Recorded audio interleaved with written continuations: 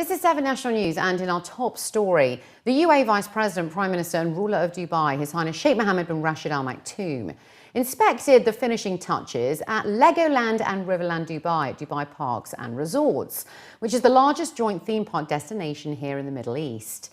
The two parks will be open to the public over the next 2 days and is spread across 30 million square foot of land located on the Sheikh Zayed Road between Dubai and Abu Dhabi, and it's also close to the Expo 2020 site.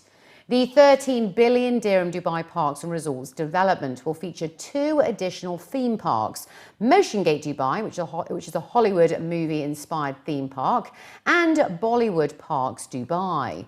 The ruler of Dubai stated that the cultural and tourist landmark will elevate Dubai and the UAE's position as a regional and global family entertainment and tourism destination. He began his tour at the French village at Riverland Dubai, the gateway to Dubai Parks and Resorts, where he viewed the medieval French town and historic architecture of Europe from the late 1600s, as well as visited towers, water wheels and alleyways. He then proceeded to Legoland Dubai, where the CEO of Dubai Parks and Resorts revealed that construction began in March 2013 and is expected to be completed by the end of 2019. His Highness Sheikh Mohammed also visited Bollywood Parks Dubai and then the work at Six Flags Dubai, which is the first branded theme park in the region, which will be the 4th theme park at Dubai Parks and Resorts and will include 27 rides. Greece has become the latest nation to confirm its participation in the Expo 2020 Dubai, building on the strong links between the two countries. Expo 2020 Dubai announced on Saturday that Greece had confirmed its official participation through a letter from the Greek Prime Minister, addressed to His Highness Sheikh Mohammed bin Rashid Al Maktoum, the Vice President, Prime Minister of the UAE and ruler of Dubai. The letter was delivered to His Highness Sheikh Ahmed bin Saeed Al Maktoum, the President of the Expo 2020 Committee, by the Greek Alternate Minister of Tourism, Elena Kountoura, who met with His Highness Sheikh Ahmed as a part of a number of meetings with UAE ministers, including Sultan bin Saeed Al Mansouri, the Minister of Economy. His Highness Sheikh Ahmed stated on the occasion that Dubai's role as a global hub is widely recognized, and it is firmly in the mind of many nations that are looking to make valuable connections, and that the confirmation of Greece will further deepen relations between the countries. Minister Elena stated that Greece can particularly relate to the creation of possibilities for the youth of the world to engage and operate in an international collaborative way. At their meeting, His Highness Sheikh Ahmed and the Greek minister discussed the positive steps that have already been taken to strengthen tourism relations, and they also explored the possible development of additional direct air links between the two countries in light of increased tourism flows. Her Highness Sheikha Jawaher bint Mohammed Al Kazmi, the wife of His Highness Dr. Sheikh Sultan bin Mohammed Al Kazmi, the Supreme Council member and ruler of Sharjah, has launched the Amira Fund in order to help cancer patients, while also aiming to recognise the work of the late social activist Amira bin Karam. While launching the fund, Her Highness Sheikha Jawaher was quoted in a local newspaper saying that Amira bin Karam was a humanitarian icon and a symbol of community work in Sharjah and the UAE. She was a model of giving, sacrifice and dedication for Emirati women, the nation and the entire world. She worked tirelessly to alleviate suffering and to promote a supportive environment for women's empowerment. Her Highness also made the first donation and called on all individuals and organisations who are interested in contributing to humanitarian causes to participate. The donations will be used to provide treatment for cancer patients in need and can be made through the main branch of the Sharjah Islamic Bank. Amira bin Karam was the chairperson of the Sharjah Business Women's Council since 2010 and also the founding member and president of the Friends of Cancer Patients, which is a cancer society that was established in 1999. She died on October the 22nd last week when a fire broke out at her villa in Sharjah. Her mother and sister also died in the accident. The Amira Fund will operate under the umbrella and supervision of the Big Heart Foundation, which is a Sharjah-based global humanitarian charity dedicated to helping refugees and people in need worldwide. Dubai International and Sharjah International airports were briefly closed for over an hour on Saturday evening after a drone entered into unauthorized airspace. This is now the third time this year that a drone has flown into high-security airspace, affecting local and international flights. Saif Al-Suwaidi, the Director General of the General Civil Aviation Authority, confirmed the temporary closures of the airports for 90 minutes through a statement, resulting in a number of delays at both airports. An unauthorized drone was said to have been spotted in the Al Waqqa area of Dubai, resulting in the diversion of 22 inbound flights. And according to a spokesperson, Dubai Airports is working closely with its stakeholders to return operations to normal in order to minimize customer inconvenience. They added that safety is their top priority, and Dubai Airports reminds all UAV operators that any and all activities are not permitted unless authorized by regulatory authorities and are strictly prohibited in restricted areas, including within 5 kilometers of any airport or landing area. A study of more than 5,000 fires in Dubai over the past 8 years has shown that a large percentage are accidental.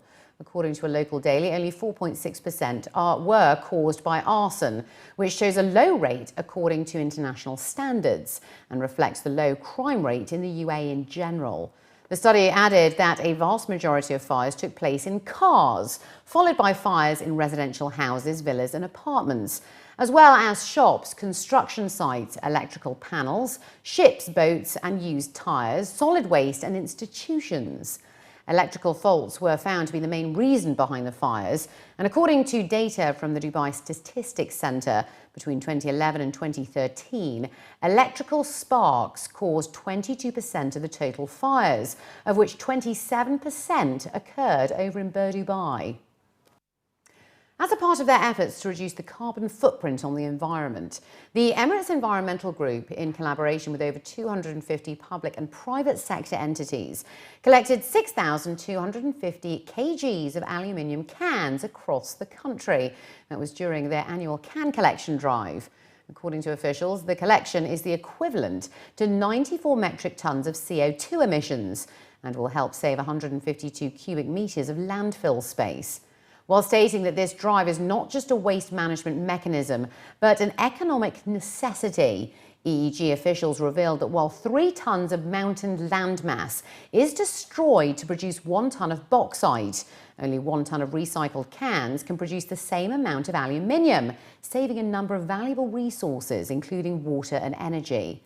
The annual can collection drive saw a large number of people, including a number of school students, collect waste paper, plastic, as well as cans from restaurants, their schools and their communities in order to help save the environment.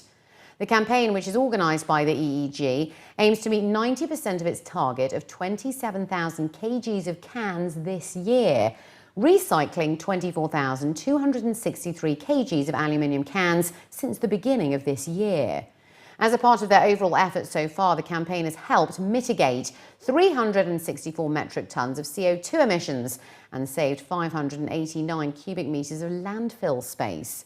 Officials highlighted that as the UAE is a small country with limited space, recycling aluminium cans and reusing them as raw material will help preserve fast-exhausting natural resources, while also reducing landfill space and the cost of production. This morning at Zabil Park number 2 and in so many other areas all over the UAE to conduct the 20th cycle of the can collection campaign. This is a national campaign that we rolled it out first time in 1997. The purpose of it is to collect aluminium cans that are being strewn and thrown everywhere and really collect them and pack them and send them to the recycling factory where they get recycled 100% melted and recycled and produce clean 99.99% of clean aluminium. Then of course it has got a market nationally and globally. What we want to instill in the future generation, in the community, the sense of responsibility, the importance of environmental protection, the importance of community active engagement and mobilization of the masses. That's why you find families coming, companies coming, schools coming, government organizations, everybody in this together. We are here today because we want to make a change for the environment. We at Al Mawakib School really think that every school should make an impact to the environment. We should really help to preserve it and to make it a better environment. By this, we are helping the environment by recycling the aluminum cans we use every day. We are also helping the environment because we want to reduce our human footprint on the environment by not damaging it, but by recycling its materials. And finally, looking to other news, in a bid to get the community outdoors and moving, a well-known Dubai-based fashion brand took to the ramp recently to showcase its new outdoor collection. The new outdoor trends look to help motivate people to get outside and get moving, especially now that the Dubai summer is finally coming to an end and the weather is cooler. Landmark's large format store, Centrepoint, which is a one-stop family destination shopping point, has made stepping out in style fabulously easy this season with its trendy autumn-winter collection. The brand launched the range with an in-store fashion catwalk over at Dubai Festival City, with live mannequins posing in the window and parading through the shop in the latest looks. This is also the first ever fashion show by Centrepoint that looks to elevate its fashion footprint and be seen as a trend and style inspiration.